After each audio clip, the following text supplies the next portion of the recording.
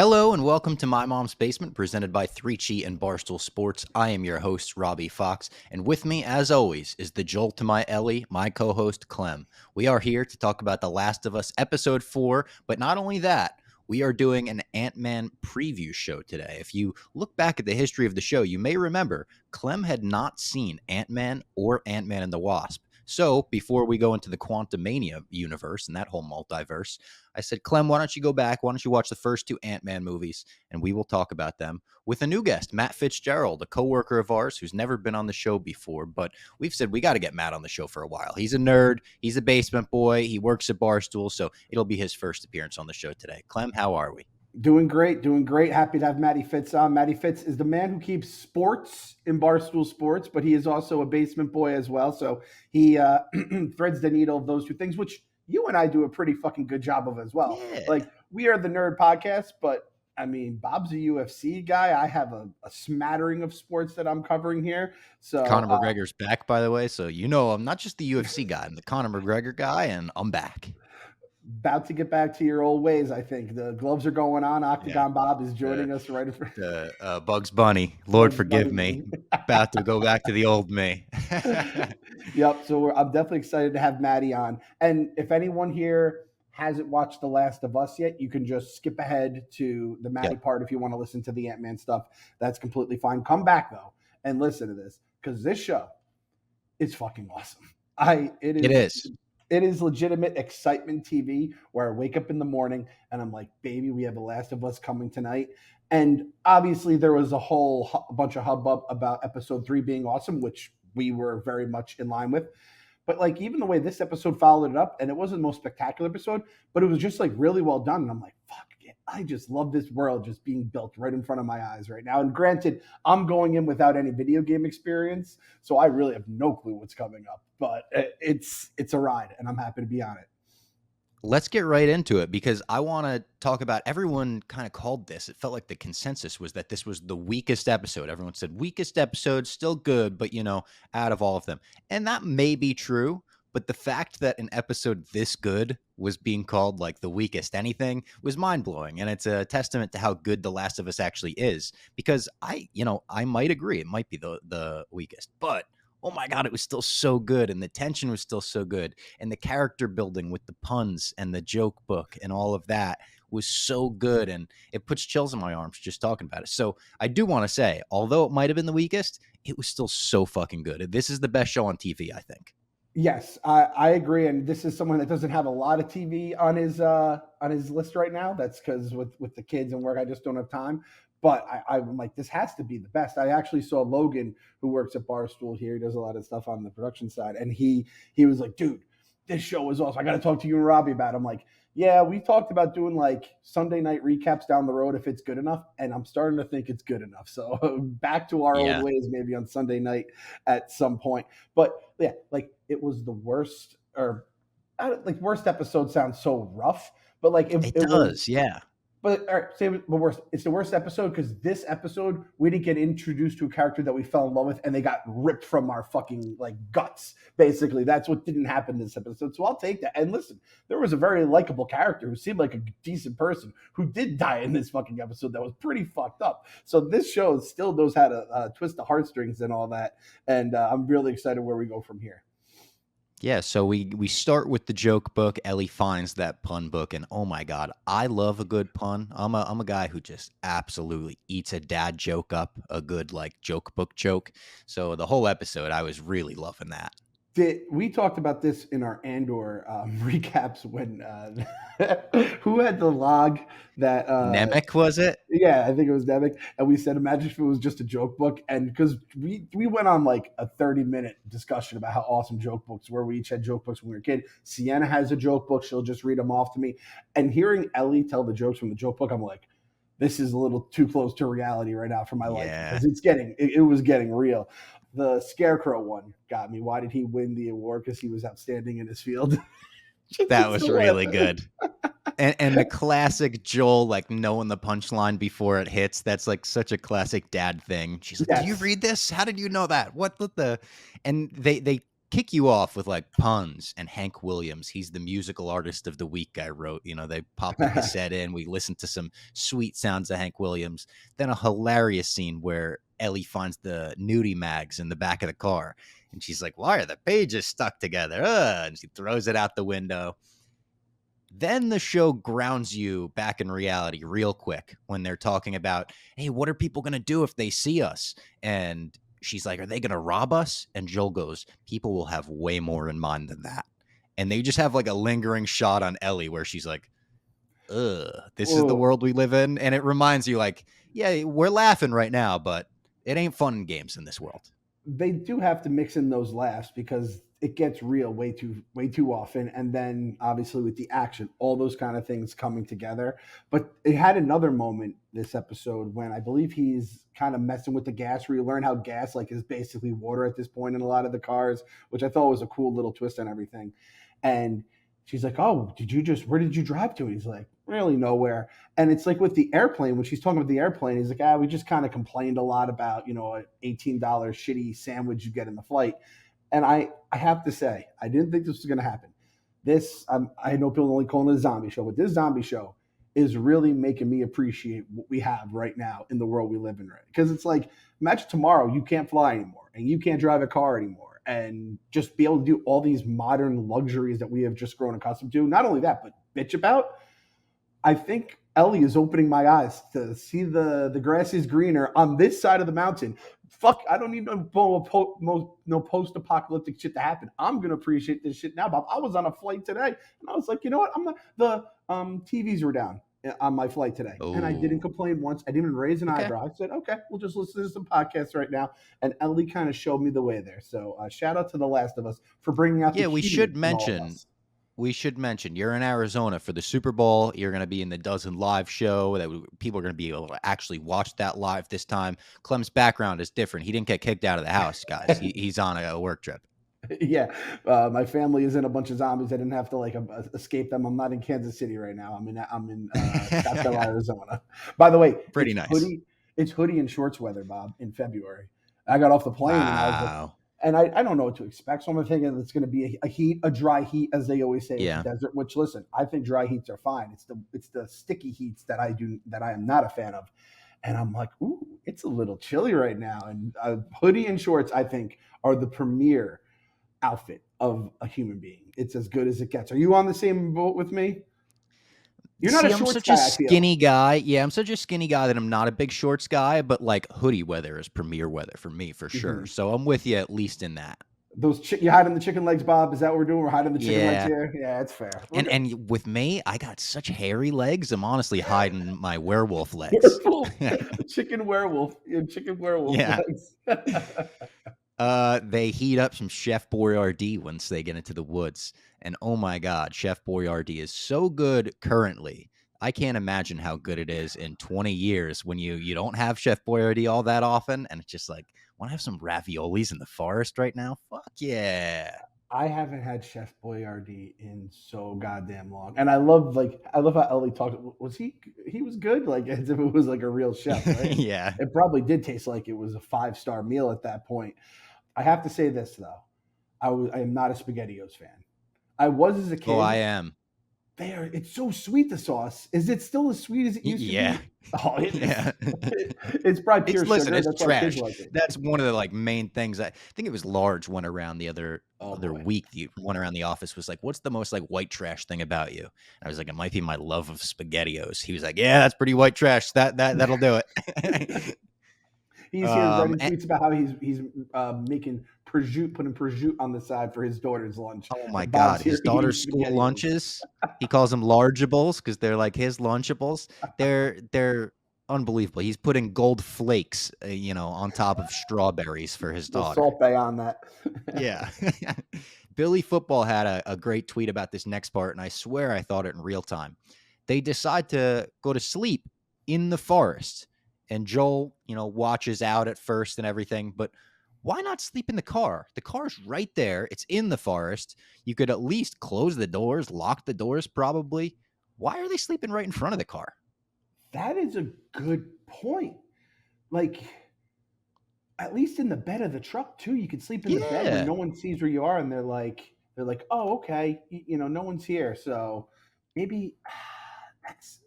The thing is, though, I am very much all about Joel being the smart one here right now. He knows what he's Yeah. doing. I would like him to explain to me what he's doing. Even just say, Elliot, this is Joel. Why can't we just because we have little grumpy Joel voice? That's what I need to hear. I Just mean, explain later to on, me. not to spoil things, he explains why he puts the glass and everything because my hearing isn't good. Joel, that explanation doesn't mean much when it doesn't work, but Yeah. I did believe him in the moment. And I was like, that's fucking smart. This guy's brilliant. Yeah. Like I would follow him into the fire. Is he thinking like if they steal the car though, they're fucked anyway? It's not like they can steal the car, Yeah. right? So I don't, and I it's think not they like. should sleep in the car next time. Yes, I agree. Well, R.I.P. and peace to the car. Well, that, yeah. Yeah. that gutted me, man. That fucking gutted me. I lost that fucking car. I love that fucking car. I was like, man, we have it. We're gonna get the brother back. Everything's gonna be just fine. Nope. And we don't have the video game knowledge, as we've said, but the way the car crashed was so video game-esque. Like, as soon as it crashed into the little laundromat or whatever, I was like, oh, this is where the cutscene ends, and then they boot you into the level, and you got to make your decisions on your own. And then we get to that point where they kind of drive into the city. Joel senses something is up right away, and he's kind of looking up, and we see a beggar, and Joel or Ellie's like, look, he's begging, he's hurt, whatever it is. And he's like, no, get down. They start driving through. They start getting shot at. They're ambushed, crash the car into a laundromat. And then they get into this firefight that ends in the saddest, most horrific, like begging, pleading you could ever imagine, basically, with this kid, Brian, who comes in. He's about to kill Joel. He comes in from behind. Joel doesn't see him coming. And Ellie has to make the tough decision to climb through the wall and shoot this guy in the spine. And she doesn't kill him, but she paralyzes him. And then Joel finishes the job. A fucked up scene to watch as he's begging and pleading, and you're seeing the look on Ellie's face and all of that. That was really tough. And I shout out heavy spoilers. I watched his recap of it. He's my favorite guy for any kind of like show or movie recaps or even trailer recaps he'll do and stuff like that. And he's played the video game. He loves the video game. And he says in the video game, this would happen where you would sometimes like beat up a person and they kind of beg for their life or, try to make a deal with you or something like that. And it kind of harkens back. But man, when he's like, I can't feel my legs, he's talking about his mom. I was like, God damn. And then it's just like, that was tough. Yeah. You hear like a blunt pounding or something, and then he just is no longer talking. You're just like, Jesus Christ, what the fuck happened? So it got real quick. And I didn't notice this when I watched it live, but I heard it in the heavy spoiler recap. Ellie had said something about like, how did you know that was going to be an ambush? And he says, I've been on both sides of that. So he was the ambusher in times, and sometimes he's been ambushed. And I was like, oh man, this is those 20 years must be absolute hell for our boy Joel, man. He's gone through some goddamn shit. And speaking of which, I realized during that scene, which I love, like, I love all this stuff. It's like, it's a little morbid, but just seeing all the vehicles or the army vehicles on the side of the road, the downed airplane last episode, all the shit that like you just see, like that's like a freeze frame of that day from hell, and how everything has just kind of just gone to shit and just basically been grown over by nature. It is so goddamn cool, and that you could just almost see the truck in your mind's eye go, burr, burr, and it just jackknifes and covers blocks the whole tunnel, and he's just completely fucked by that. But the thing I'd be fucked with, no GPS, man. I mean, maps. There's no map quest even. So you're just going straight up maps like Ellie, who again has been in a car once her entire life and doesn't know what the fuck. That was great too. Yeah. He's like, look at the other map. She's like, this is my second day in a car. I'm sorry. It's so funny. And then that fight scene, man, it had me like breathless where he has the gun on him, and our boy Chekhov must have came everywhere, because that gun didn't even last one episode and he was already being blasted off into some poor motherfucker's back. Unbelievable scene, just instant payoff, which this show gives you the payoffs pretty quickly, quicker than you're even like ready for, basically. Like, I was not ready to, I'm telling you, Bob, I wasn't ready to lose that car. Actually, I'm going to take back what I said earlier in this episode. We did have a character that we grew to love and we lost it, and it was that car. I was like, man, this car is like, it's an old shitty piece of crap, but man, it was going to get us there, and it is donezo. Yeah, it's gone. And you mentioning that the town, the city looks like a snapshot of the outbreak when it happened, it reminds me this was the first episode without a flashback. And that also might be part of the That's a good reason point. why people are saying it was one of the weaker feeling episodes, because the flashbacks, as we mentioned last week, are like a highlight of this show, actually. It's not a hindrance at all. The flashbacks are very fun, and we would be down for an anthology of only flashbacks in this universe. Are you taking notes, creators of Book of Boba Fett? I know we already said that once, but I'm still a little salty about how that all went down. Those flashbacks really are good. I was going to say Big Head's flashback is my favorite, but when that woman says bomb everything, like that is some fucking emotion. That's my favorite. Yeah. Yeah. And if you don't count episode 3 as a flashback in general, you know, kind of a crazy thing I wrote down, the cells that people are being held in at this point are shipping containers. And there's this woman, Kathleen, who is just one cold motherfucker. When she finds out that that doctor can't help, and she just goes back into the cell, shoots him, keeps moving on with her life. This lady is going to be a big issue. Her right-hand man with the beard and the long hair, if people don't know, he actually does the voice of Tommy, Joel's brother, in the video game. So they gave one of the highlight voice guys like a role in the show. Like, hey, here you go. You're an actor.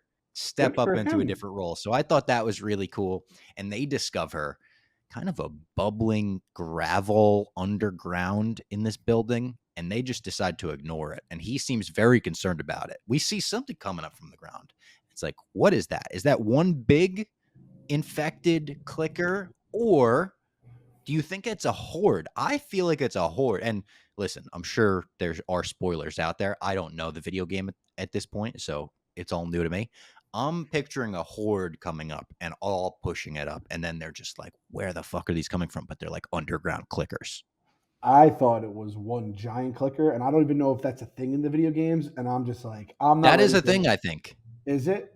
I'm not I think ready it for is. I'm not ready for like a boss level video game character, to be honest. There's definitely boss clickers. Yeah. Oh God, damn it! I'm not ready for boss clickers, Bob.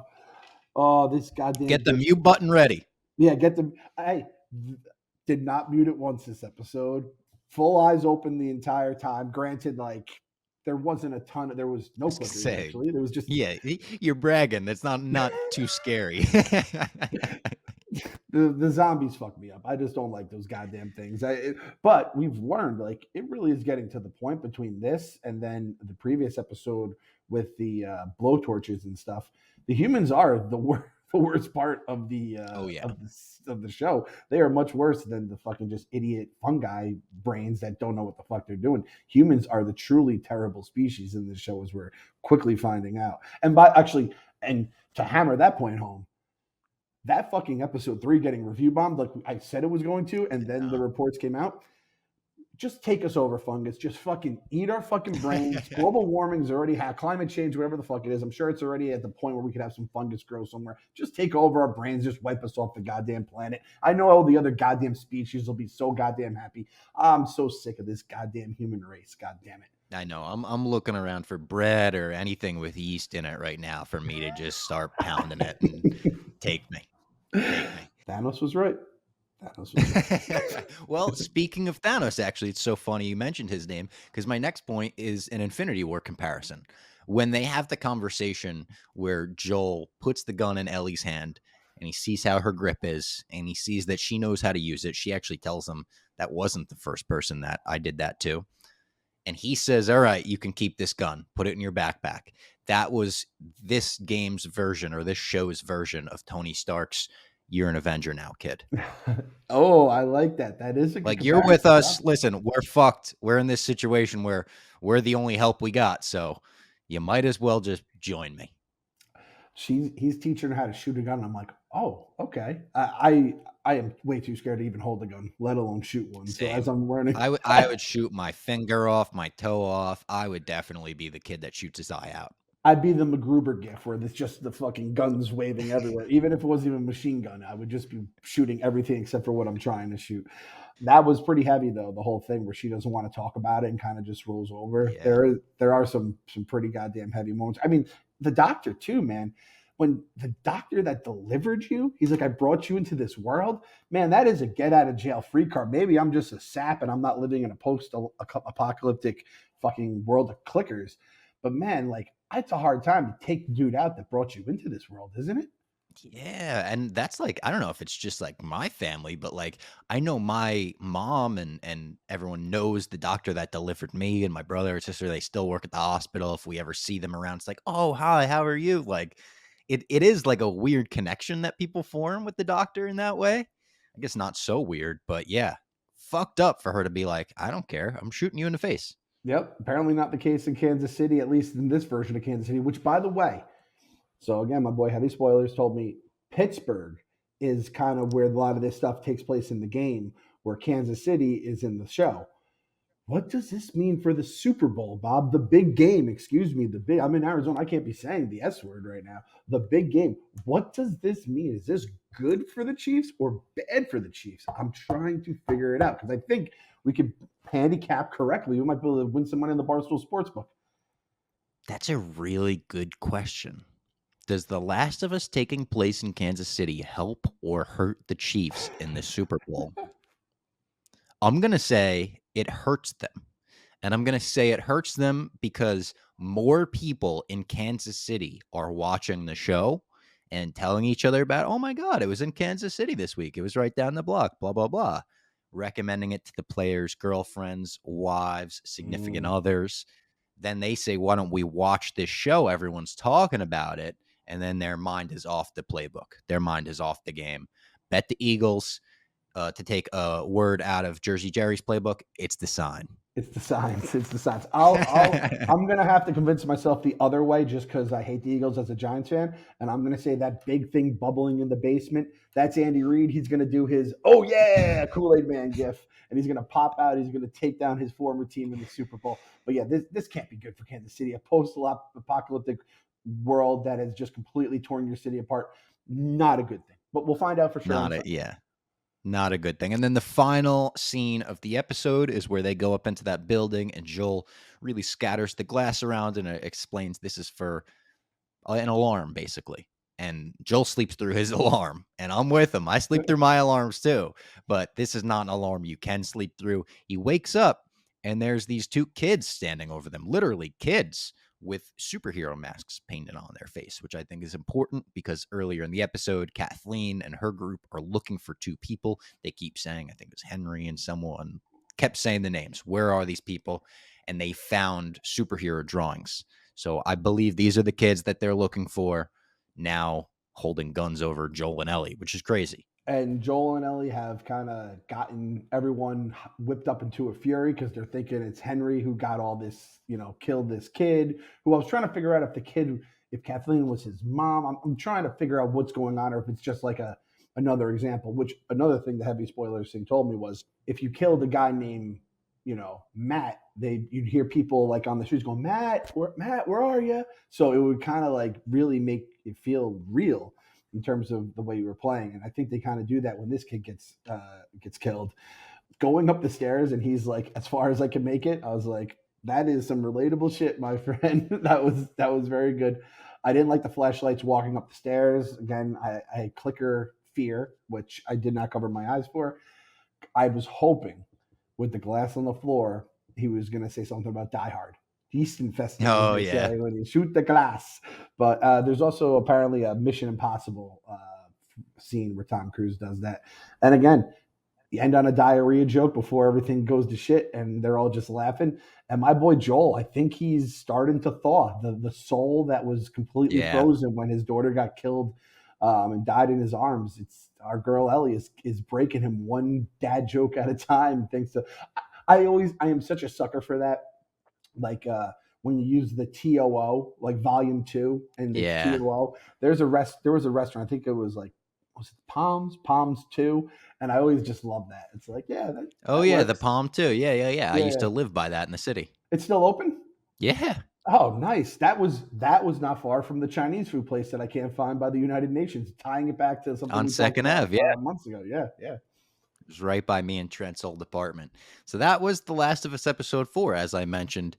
I really enjoyed it. I loved it. This is a show that I look forward to so much every week when I wake up on Sunday. I'm like, yes, we got a Last of Us tonight. Turned off the Grammys to watch it, and I didn't regret that. Any other notes on the episode? No, I'm actually kind of hyped that I don't know if everyone knows this, but they're gonna put out this week's episode on Friday because the Super Bowl is on Sunday. Which I saw KFC. He said it perfectly too. We got to have KFC on to talk about this because I know he's probably eating up this kind of show. He was saying how Euphoria they went up like 20% on the Super Bowl last year in terms of ratings, and he's like Last of Us, which is an absolute monster of a show, great show. They're like, no, we'll do Friday. You guys can take over Yeah. Sunday by yourselves, Super Bowl. That just lets you know what kind of a show Euphoria is. And I'm not ready for Euphoria. I don't know what's going on in Euphoria. I am probably too old to watch Euphoria. Not only that, I have a daughter that is about to be the age of the kids in Euphoria, and I sure as shit ain't ready for that. Oh, that'll scare you more than The Last of Us. That will make you mute in the television. You will be rapidly clicking mute. Honestly, you shouldn't watch Euphoria. If you have a daughter, you shouldn't watch that show. I'm way ahead of you, Bob. It's not even on my radar. And like, if I ever watch it, I could just see myself basically acting like The Last of Us has happened. Like, there won't be any like TV. We probably won't even use cars, airplanes. We're gonna become like Amish basically if I watch Euphoria. I watch it, and I think it's very good. It's tremendous, That's but I Zendaya is wouldn't an recommend it absolute to you. killer in that show, right? She's awesome. She is so fucking good. Like, give her every Emmy in the world. Like, I would put in a future right now on her future Oscar winner, Mhm. undoubtedly, based on her performance as Rue in that show.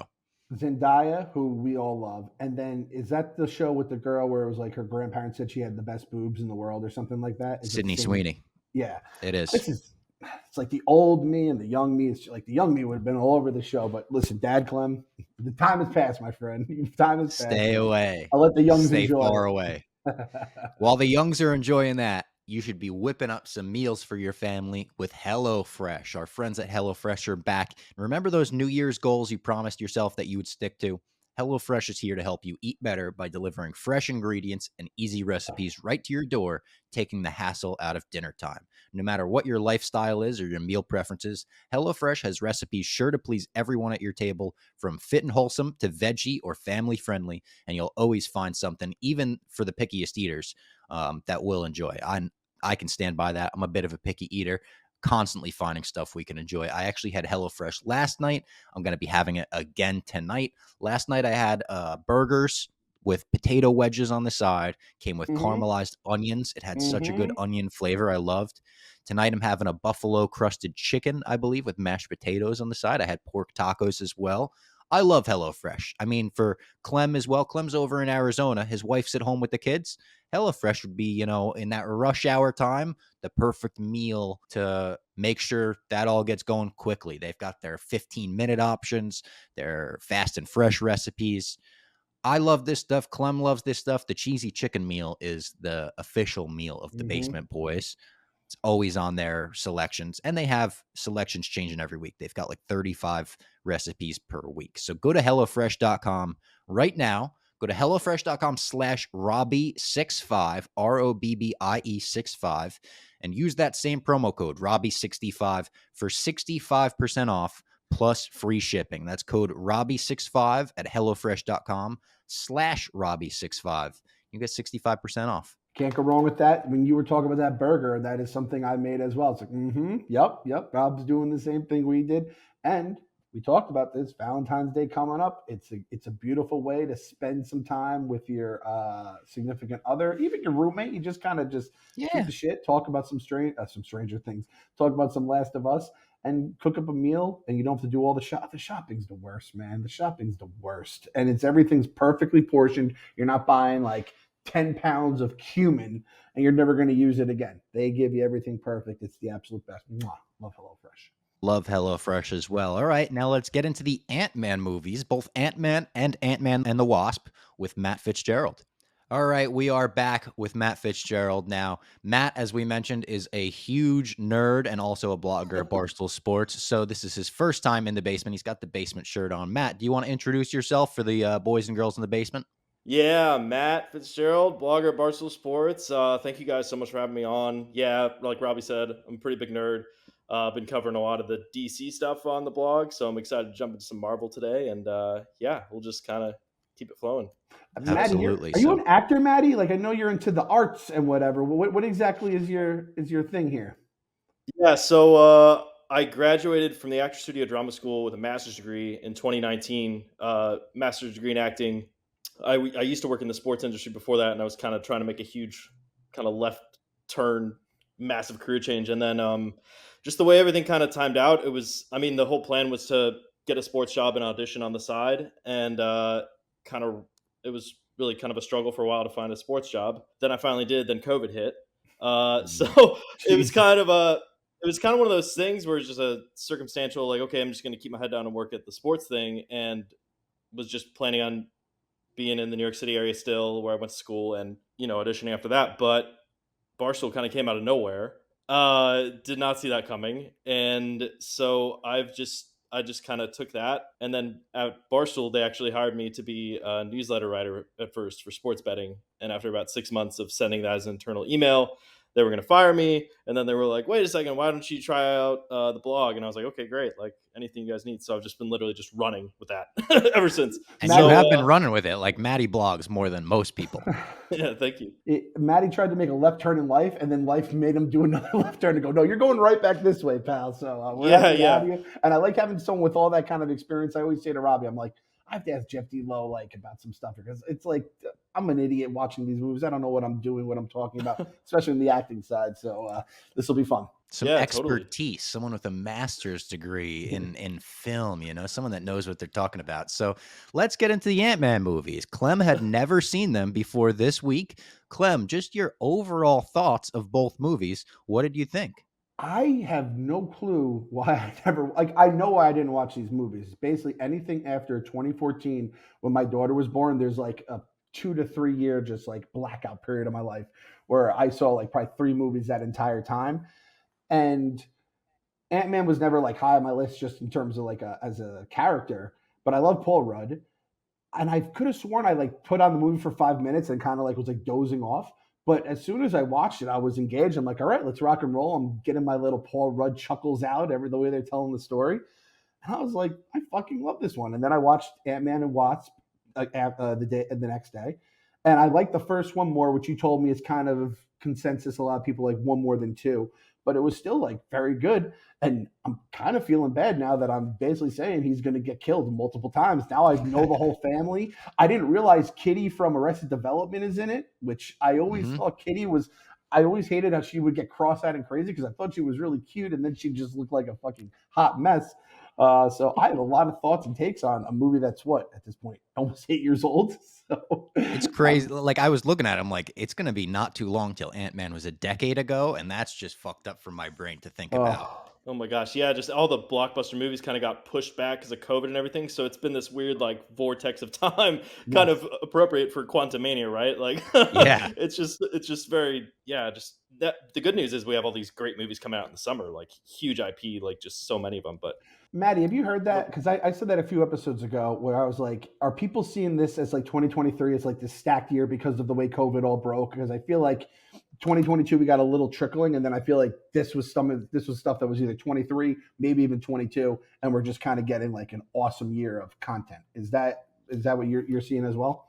yeah, I mean, I think just a lot of the comic book movies and all the turbulence with DC, they were changing a lot of stuff. And then Marvel was more on the TV side recently, obviously with Phase 4. So now they're finally kind of circling back around to the cinematic. Not that movies haven't come out, obviously, but they're starting to really circle around to that. And now they're building towards Kang Dynasty, Secret Wars, all that sort of stuff. But then obviously we all know the Flash issues. And so that just development hell for a decade, then Ezra Miller and everything like that. So there's a reason that got pushed back. Same with Indiana Jones, really. That was in development hell for a while, and Spielberg was attached, and now he's just producing, I guess. But then they gave it to Mangold, and that'll be great too.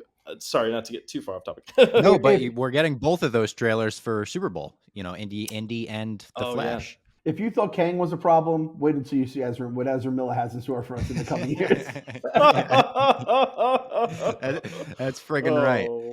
And Matt, for you, the Ant-Man movies, are you a fan of these movies as well? Yeah, I guess I'm kind of in the consensus, like the first one a little more than the second. Me too.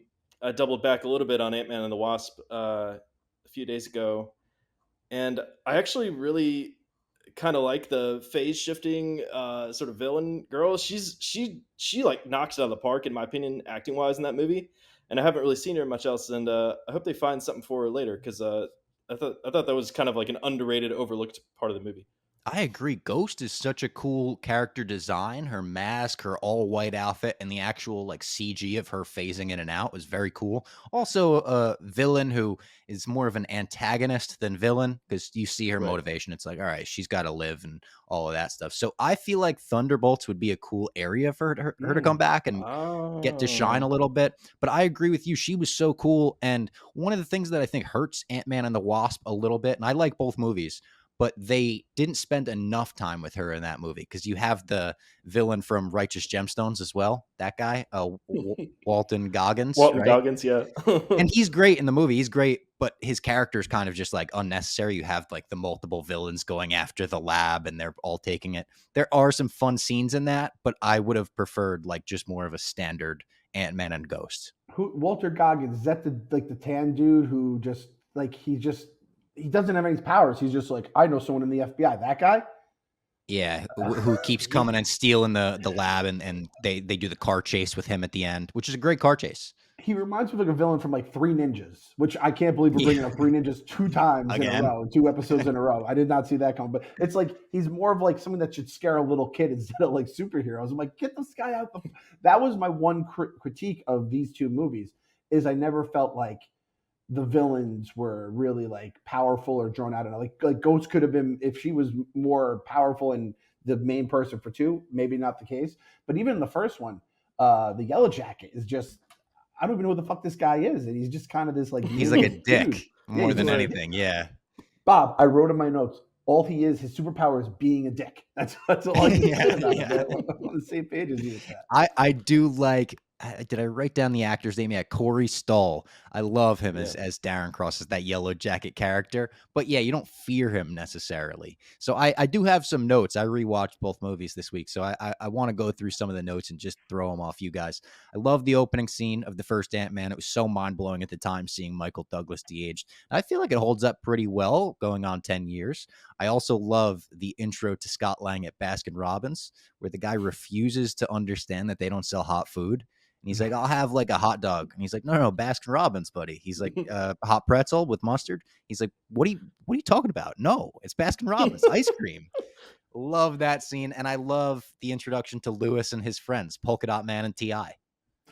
T.I., that was something I did not expect seeing on my screen. I'm still kind of perturbed about how that all went down. That was incredible. The fact the guy he gets fired at Baskin Robbins. He's like, no, I love what you do, man, but I have to fire you, right? They made this take on the dog walk the other day, and I have to agree. I think Baskin Robbins, I think it's a little overrated. I was never a big Baskin Robbins guy. I was a Carvel guy personally. You guys, or Cold Stone is, I know Eddie's a big Cold Stone guy. What's your go-to like chain ice cream place? Do either you guys have one? Baskin Robbins probably the closest for me, but I agree with you. Like, I don't go, oh, let me go to Baskin Robbins. Like, I was always a Dairy Queen kid growing up. Even if I had to drive a little further for Dairy Queen, like, I'd much rather that than Baskin Robbins. What about Matty Fitz? We were Matty like, Fitz, where did you grow up? Yeah, we were like Columbus, Ohio. Okay. Oh, shit, yeah. Yeah. So, yeah, we had some Cold Stone. We also had a place called Grater's Ice Cream, which has been around forever, and that was really good. And also Jenny's Ice Cream. I was going to say, you got Jenny's really in Columbus, which is amazing. They have so many like weird flavors and like it's really good. Yeah. So there were like quite a few options. I never really stuck on one, but those would be the three that come to mind. Yeah. Large always talks Columbus about. I think has him good and Reed options. got into a conversation about graders, and I think they sent him some a package. I'm like, I've never heard of this, and I am very intrigued. And graders, that's how it's pronounced. Yeah, Graders. It's like Graders. Graeters. Yeah. All right, I got to get my hands on some graders. But I mean, Baskin Robbins. There's nothing memorable with Baskin Robbins. It's like if you're in a pinch, No. you need ice cream, you go to Baskin Robbins. And they fired. I Scott feel like you Lang. go there when you're in a pinch for a cake. Like that's the Yes. only thing I've ever gotten from there, like ice cream cake. Yes. Yeah, we were talking about like development hell movies and stuff, and Ant-Man kind of went through that for a while before this first movie, and so it's like, obviously Edgar Wright was attached for many years, and so I almost wonder, like, something this sort of off the wall and silly is like maybe one of his ideas that kind of stayed in there. Like, I wonder how much crossover there actually is versus did they just do a page one rewrite of the entire script and just, they gave him story credit just because of the years they spent developing it. But It I feels like Edgar Wright themes in this movie. Like, the fact that they yeah. made it a straight up heist movie feels like Mhm. something Edgar Wright would do with an Ant-Man movie, and I love that they made it a heist movie. It's probably something that makes the first movie succeed more than the second in my mind too, in that there's such a one common goal and there's such a thing you're working towards, whereas the second one is a little bit of Ferris Bueller's Day Off, and it's a little bit of we got to get to the, contraption or whatever. It's the MacGuffin movie. Right. In the first movie, Lewis's explanations for things, especially his first explanation where he goes through the whole scenario, so good and rightfully, a meme from this movie. Like, if you're going to take anything out and make it an internet thing, so great. My favorite scene in the movie, though, is that first shrinking scene in the bathtub where they're like trial by fire or this time Oh yeah. water, and they turn the tub on and all that shit. I love that. Although I don't like it when the bugs look big and he's riding on a big ant and stuff. Freaks me out just a little bit. little bit of Honey I Shrunk the Kids vibes, right? With the Yeah. bee and then the ant. The way I felt about Auntie in Honey I Shrunk the Kids, like I could still get some tears out from that. And I hate ants more than anything in the world, but that movie made me kind of like fall in love with ants. That was some fucked up shit. I also didn't realize that was a thing with Ant-Man in these first two movies because every movie I've seen with Ant-Man since, he's not riding bugs, and I kind of like it. It's kind of silly. I think it's a little silly, right? I hope He's naming his ants. That's kind of a funny trope. Like, let's think of it this way. Antonio Banderas and shit. Can you imagine if Kang is on the screen and all of a sudden he's like, Antonio Banderas? I'd be like, dude, come on. We're dealing with Kang now. We're not dealing with the chick the chick that glitches. She was like Vanellope from Wreck-It Ralph. Like, she had the little glitch Yeah. I was like, we're dealing with a fucking badass dude that is like the big bad of this entire phase. You can't be riding ants and calling them punny names. And I like that kind of silly shit. But this movie feels a lot more serious, I guess I should say. Yeah, it's going to be a lot more serious and a lot darker. Like, I don't even know how much they're going to recapture the spirit and energy of these first two movies. The goofiness and you know what I mean? Like, it looks dark. That's kind of a bummer in a sense. I guess it's Ant-Man growing up though, right? Like, yeah, because these movies they're just a good time. And I can't see a way where you're in the Quantumania with Kang and being like, man, that was a fucking barrel of laughs. We'll see. Yeah, I mean, it's kind of amazing too, the trajectory that Ant-Man has had, like that we're talking about here across all the movies, just how much the stakes have raised each time, like exponentially. And I guess the only way that they could have gone from here after Endgame, where he kind of like is the catalyst for saving the universe, the world, everything as they know it, is to then jump into multiversal villain 1A Kang. And did anyone expect Ant-Man getting a trilogy? Right. Of all the characters. Crazy. Yeah. Yeah, he's up there with, let's see, who else has a trilogy? Iron Man, Cap, Thor, yeah. Spider-Man.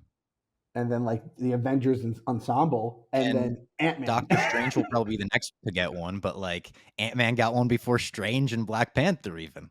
That is crazy when you actually say it like that. And this one does seem. Do you think like he almost like Paul Rudd's like, listen, I'll do it, but you have to give me like a trilogy, and it has to be serious by the third one. I have to face like a real villain. But dude, this is the thing. I doubt Paul Rudd's like that. I think he's like, I'm here to have fun. Yeah, exactly. Even in Civil War, he plays like such a massive role when he becomes Giant Man, right? And then like Matt said, he's the impetus for the fucking time heist and bring back half the fucking universe. It's crazy that Ant-Man has grown as much as he does in the movies. It's nuts. Both movies have great montages. The first one being a training montage when he's figuring out how to use the suit. And I love the gimmick of like, dive through the keyhole of a door. Like, that's what we're training you to do, become tiny. He keeps hitting the door big and they make a big gag out of that. And then the flashback to the original Ant-Man and the Wasp, when we see the Wasp having to go quantum, Janet having to go quantum and all of that, subatomic. Such a great flashback in this movie that they kind of play back, but I think it's a smart move to play it back in the opening of Ant-Man and the Wasp, the way they do, make that dramatic opening before the title card. I really enjoyed that. The de-aging of Pfeiffer too was pretty cool, right? Like, Yeah. and I, And that's like them outdoing it in the second movie. They're like, how do we outdo Douglas? They're like, fuck it. Throw another DH character in the same scene. Double it up. double it up. Just let's get some old actors. Let's just, like, that's how you just reboot careers. You just be like, I'm going to be in Marvel, and they're just going to make me look 50 years younger. It's fucking crazy, man. And the moment in Ant-Man where he shows up to the Avengers compound and finds Falcon and has to fight with Falcon is so great. I remember watching it for the first time and being blown away. Like, oh my God, we didn't know Falcon was going to be here. Like, this is so cool. And Falcon in this era of the universe especially is the perfect guy to be on security detail at the Avengers Tower. Like, nobody else is watching it. Tier Yeah, like absolutely. 6 Avenger being like, yeah, you're staying there, Falcon. That guy became Captain America. Can you believe that? He went from, that's when you say to like the next person that has to like run security somewhere. It's like, listen, Falcon was basically a security guard, got his ass beat by Ant-Man, and then he became Captain America. So like, just keep grinding away, buddy. You might make it one day. Yeah, hang in That there. reminds me of that like Deadpool joke where he's at the mansion and he's just like, "Oh, you couldn't afford like a more expensive character." Yeah. So, yeah. Was that Colossus? But no, that doesn't take away from the scene at all. That's part of what makes it funny, and like you said, Robbie, the fact that he would absolutely be the guy to be there. Yeah. So. And then the final entire act is so awesome of this movie. The heist going down and then the Yellow Jacket fight where they're fighting in backyards and they're fighting on the Thomas the Train set. That's such a great moment when it hits him and then you see the cut of the train falling over on the track. Like, such a funny moment. When they take him in, when they take Scott in, and he's like, you have to bring me back. Someone's in that bug zapper. Like, that whole scene. I love the final act of this movie and the little tease of the quantum realm. The first tease of like Scott's down there and he came back. We got to see a little tease of what it looked like. I really think this movie ends so strong. I didn't think I was ever going to like the stepdad. I thought he was just going to be the dickhead stepdad that you just hate the entire time. And then he really does, turn out all right. And then you see him in the second movie. So he was cool with me. Yeah, I like how that dynamic kind of evolves from the first movie to the second movie. Like, he becomes more cool with the new dad, and like he's like hugging and stuff, getting like way too comfortable and whatnot. But also just the fact that the final act of a Marvel movie, it's often criticized, it has to be a sky beam and like a big army or whatever. It's a lot more of a personal conflict at the core of everything, and that climax of Ant-Man, which kind of helps also set it apart from the other Marvel movies. So I really appreciated it on that front as well. That's a great point. Yeah. Was it the first one where they're fighting and there's like giant it's like regular size lifesavers that are giant in the thing? Being on like a business meeting and bringing fruit flavored lifesavers, I think, is a wild move. If you need mints, you need mints. I think using the fruit, that's a super villain shit. Like, that is some red flag stuff right there, man. And that's Jesse Eisenberg, Lex Luthor. Yeah, for real. Jolly Rancher. Yeah, oh my God. Yeah, let's not even bring that up. I like Jesse Eisenberg too, but some choices he made in that role. And then Ant-Man and the Wasp. Another great intro scene before the title card, as I mentioned. And we just see in this movie, Scott Lang is a great dad. You see him on house arrest after the events of Civil War, which I also like getting to see, like, oh, these are the consequences of what happened in the MCU. But he's just trying to be a good dad to his daughter. He's showing her magic tricks. He's building her little giant-sized tunnels. And Clem, I wanted to ask you as a father, he says, do you realize how hard it is trying to entertain a little girl on house arrest for hours? Would that be hell on earth if you just had like 3 years of house arrest to serve? So, Bob, Matt touched on this earlier. There was a thing that happened in 2020 called the pandemic, the COVID-19 pandemic. And that's basically what I lived through, except I was on house arrest, but I also had to work the entire time. My wife had to work from home, and I had at the time, 2-year-old fucking maniac named AJ in the house. So it was very hard. And Sienna was supposed to be learning through online or whatever the hell they tried to like figure out the rest of that year and then the next year. So yeah, not fun. And Scott Lang also made me feel like a very bad parent because I never made my daughter like Ant Farm or whatever the hell he made her. I felt like a real piece of shit. Bigger than usual, even too. It's like, sorry, honey, I have to go downstairs. Like, Sienna, get away! I'm talking comic book movies with Robbie right now. That's basically what I was doing her during the pandemic, when she should have been on this podcast with us. It's a fact. You could go back and listen to the episodes. They're still on the feed. Yes, it's true. It's true. And was that with you? I was like, Oh, I was yelling at him to get off the stairs once.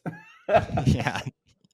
I love Jimmy Woo's involvement in this movie. Agent Jimmy Woo constantly watching Scott Lang, checking in with him, not knowing how he did that magic trick, which gets paid off later in WandaVision when he shows up. And I love the board montage in this one to Come On, Get Happy, where he's shooting basketballs and he's just, trying to make something of this house arrest life. Sets a great tone for the movie, and it sets that great, like, Ant-Man energy, sets it off to a great foot. That was pandemic vibes too. People doing trick shots. Remember that was like April of 2020 when all that's the Rube Goldberg things or whatever. There was definitely some parallels between that. I still don't understand the whole thing with the ant.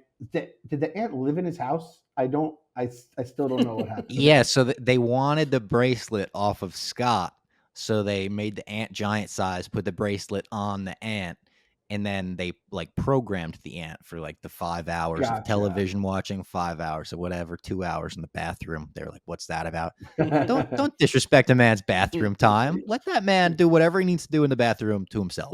I'm not a long bathroom guy, but I know to respect if someone else is a long bathroom guy. What are we talking about here, God? Jesus Christ, not cool. Yeah. I didn't like that. I was a little triggered by that as someone that's not even a long bathroom guy.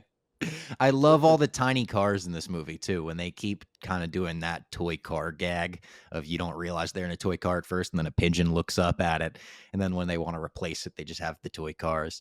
The hide and seek confusion scene was great, where he starts getting the Janet vibes through the quantum realm. She has infected them, and he's like, no, I would never do that to your wife, sir, and has to clarify to Michael Douglas that they weren't in an entanglement.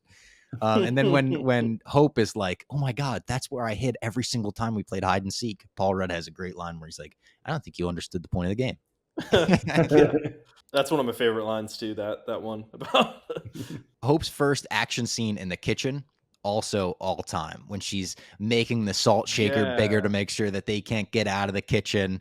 And this is where she kind of gets ambushed by Ghost for the first time. But before that, she kicks major ass. And I wrote, Scott's just got to be thinking every time he watches her fight, like, what does a guy have to do to get some wings? What the fuck? Yeah, man. Makes you so much better.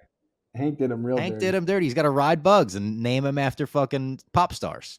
And can I say this about Hank? I'm learning this too through these two movies. Kind of a dick. Like everyone that's coming at him is basically someone he used to work with that like he wronged in some way somehow, and like they kind of have a fair point about it. And I'm like, I'm not saying you deserve all this stuff that happened to you, Hank, but I kind of like, and they even show it in Endgame when you can see he's like a little like short with people on the phone. He's just kind of like he's a genius, but he's kind of a tough guy to deal with on a day-to-day basis. We don't work with anyone like that here. I'm not going to say anything. And just watching these movies back made me a little more confident, I hate to say it, in his death in Quantumania.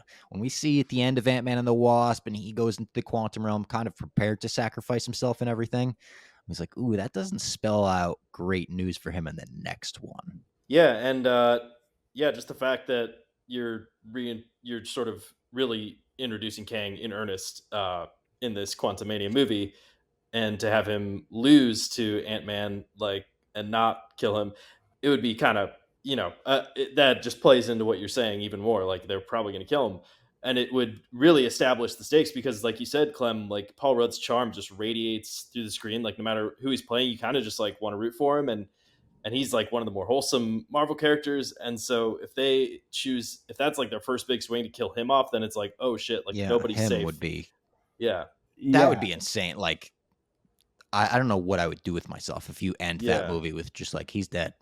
Yeah. So we squashed him like a bug. I've been thinking this, and every teaser I see, which I feel like they're giving away so much with the teasers, there has to be a completely other movie they're just not showing us. Like they don't do this with Marvel like the way they've been doing it. I do, like I'm going to that movie expecting Ant-Man to get his ass kicked, right? I think we're all kind of expecting him. I'm not saying dead, but I'm saying he's like Kang wins pretty convincingly, and maybe Ant-Man gets some stuff done along the way. But I don't feel like it's going to be a happy ending like it's been with the other two Ant-Man for sure. I also do think like they can kind of say like, hey, Kang, we have to put Kang over. First thing they could do, he kills Hank Pym. Yep. That's a big fucking and death. Janet probably. Yep. And that takes care of two monster issues, which it feels like he has experience with Janet by the way she reacts when she finds out about the quantum device that Cassie built. And then I think Ant-Man could be kind of the final thing. And I said, Ant-Man, tell me if this is fair, Robbie. I consider Ant-Man like an intercontinental champion or contender. He's not a heavyweight champion in the MCU, but he is right there, back in the like Owen Hart kind of stuff, right? He's right in the Very fair with everyone else. And hey, he could even kind of dabble with the heavyweight. You see him in the main event against Kane, you're not going to be shocked. But it does feel like that is the kind of guy, if you really want to put a guy over, kind of like when Thanos killed Loki, you're like, oh shit, he's playing for keeps now. I think that's kind of what Scott Lang might be for him here. And I was like having some fun with it, saying he's going to kill him a bunch of times, make him like Kenny from South Park. Then I just saw Cassie as a little kid, and she's so fucking cute. Yeah. And now I feel bad, Bob. Now I feel really bad. Can you delete that episode where I was like killing Scott Lang over and over again? Because I can't believe it. And I think after you see Kang, you're going to be right back to that Clem. I think the villains just bring that Clem out of you like that. It'll be immediate. You're like, fuck yeah, Kang. You're going to have Kang merch. You're going to dye your face blue. You're going to have the scars. Yeah. Oh, somebody said this to me too, and I love it. I can't say it if the Eagles win on Sunday, but I am going to use it if the Eagles don't win the Super Bowl. Bang, bang, Kang gang. I am so ready to be the bang, bang, Kang gang. I fucking That's love pretty it. good. That's pretty good, right? That's a shirt right there. Good. I don't know if we can on a shirt. I don't know if we could say it, yeah. But yeah, I gotta talk to our boy Nathan Hurst about some Kang colored merch. At the very least, some blue, purple, and green merch I think would be cool. I love the line where Scott says, we just look like ourselves at a baseball game. We don't look disguised at all. When they put on the hats and the sunglasses, he's like calling out, the silly Marvel trope of we throw on a hat with no logo and we're disguised. Lawrence Fishburne, also a great addition to this cast. And he obviously at first doesn't seem to have as big a role as he has later on, but I like the way that evolves. And then my favorite scene in this movie, Ant-Man and the Wasp, is when Scott is stuck as a little tiny man in the school and he's running around in the big hoodie and he's just flapping around in that hoodie. They're like, hey, and he starts running around. Every time I watch it, that visual cracks me up. The button they put on the scene where he's like running down the stairs and he's so little and he's like trying to get into the van. Yeah. It's like really hard for him to step up. I also want to know how they shot that. Like they had to make a giant sized sweatshirt for him to wear, right? And then they just shrunk him down, probably shot him against a green or blue screen. I want to see that giant sweatshirt. Yeah. How big is that sweatshirt? You ever see those sweatshirts that are like extra snuggly and they're huge and you can just like sink into them and cuddle into them? That's like I think KFC lives in them. Yeah, that's true. This was just my line. Scott has to wonder why he can't have wings constantly. Oh, and then Sonny, Birch, and Lewis, when they were together, the Righteous Gemstones villain, Sonny Birch.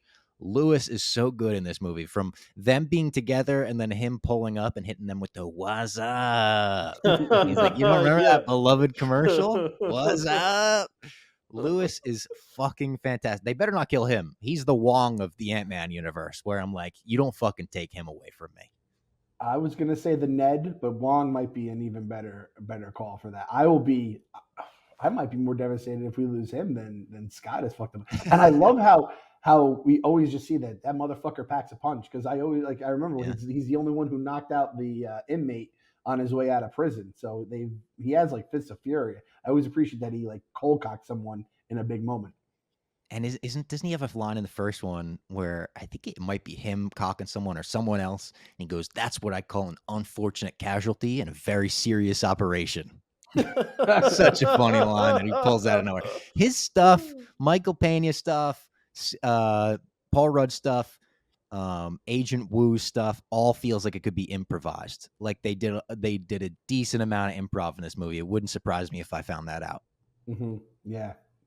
All their personality.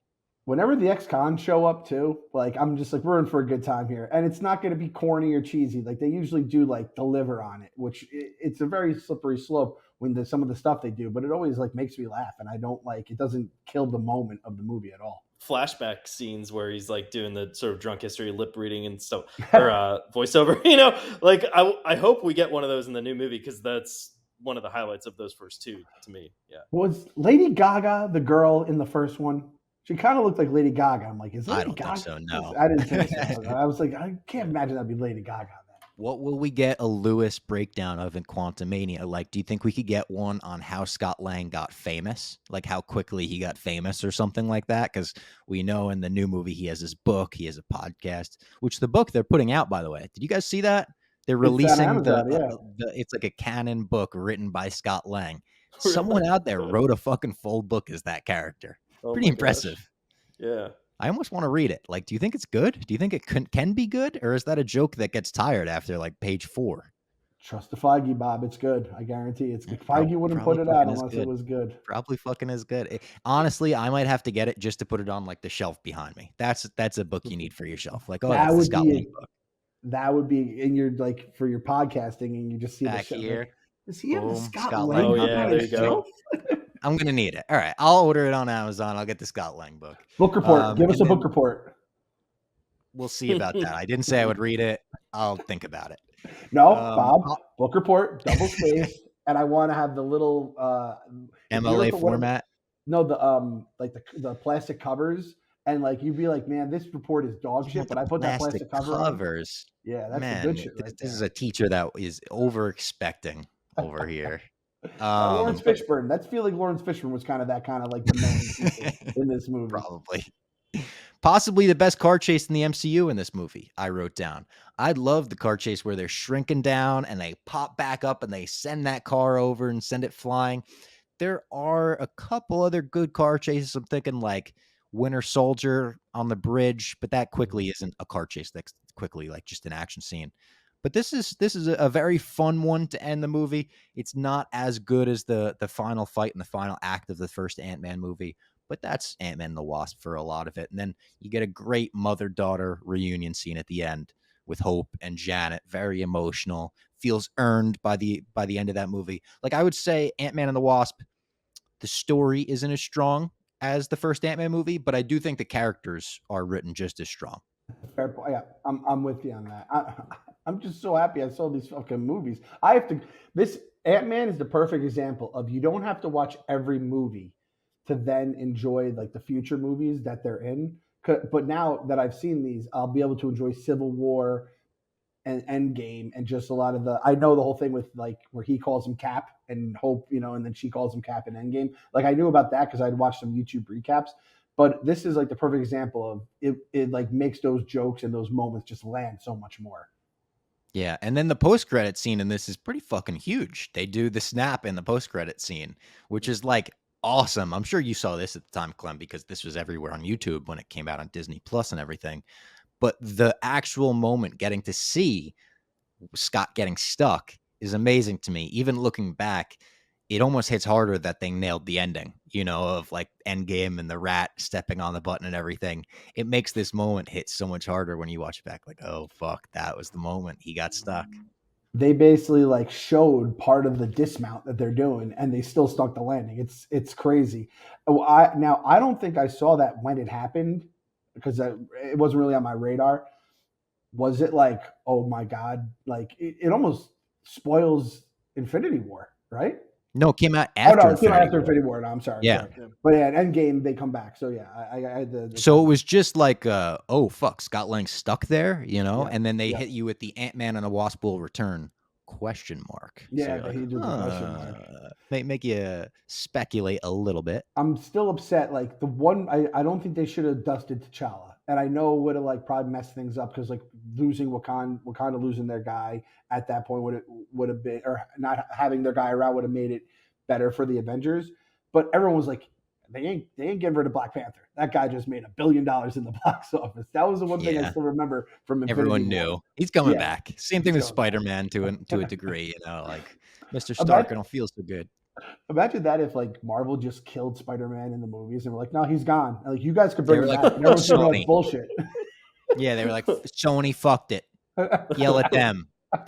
Kevin Feige just came out all angry like that. I would love to see angry Kevin Feige at one of these press conferences. Coming out Fuck like Vince McMahon. DC might bring that out of me if DC is so good in the next year. Oh, As he yeah. walks out, he's like, you said phase 4 wasn't good. Fuck you. Just loses his mind. No, I'm sure he'll be cool, calm, and collected because their early reviews for Quantumania indicate that Marvel's got another hit on their hands. I think they're going to make another maybe another bill with this movie. Did Doctor Strange make $1 billion? I think it came close if it didn't. Let me take a look here. Yeah, I think it was close. I don't know if it quite got to $1 billion, but I view this as it's going to do like as good as that movie. 955. You got close. I think Ant-Man and the Wasp could do as good as that movie because the marketing is outrageous for it. I think the marketing is even overboard Thor: Love and Thunder and Wakanda Forever. That fucking Goodbye Yellow Brick Road remix is worth the fucking price of admission in itself. Yeah. And this is Kang. This is something that's a big movie with the introduction of the real Kang. I feel like that in itself is going to make people go. And I was talking to Hubs about this, and he said he's going to rewatch Loki. And I'm like, I don't know if I can do a rewatch, but maybe like a recap video watch, because I do think maybe just the final episode. Yeah, that's true. Because I feel like we are going to get some variant multiverse shit that's going to and Miss Minute is always sussing her ass around. Even the actress is at the premiere. So there is some funky stuff going on here. Do you think we see Renslayer at all? Right? Is that her name? Yeah, Ramona. I could see that. Yeah, because she had a thing with Kang in the comics and all that, right? So yeah, I could see that. Yeah. Yeah, and I wonder how they're gonna explain, like, because the main story of Quantumania seems to be to get Kang out of there, and he's gonna give Paul Rudd more time with his daughter, presumably when she's younger. But I wonder how they're gonna do it. Is it gonna be some sort of variant situation where he like swaps out with somebody, or like? I'm really curious to see how they navigate that. There could be a lot of like exposition, sort of in the beginning, a lot of quantum exposition, but I'm really interested to see how they make it all make sense. And like, do you think we'll get more than one Kang in this movie?